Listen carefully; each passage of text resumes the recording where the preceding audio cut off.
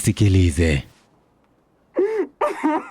Haijalishi unampenda kiasi gani, haijalishi ni mrembo kiasi gani, haijalishi moyo umekufa kiasi gani kwake, lakini kama hakuheshimu, hakusikilizi, anakulinganisha na wanaume wengine, akikasirika apokee simu zako, hakutafuti hadi awe na shida, ukimhitaji anaweka vipengele vingi, nikwambie kijana mwenzangu, huyo mpenzi wako mrembo, kuna sehemu anatii.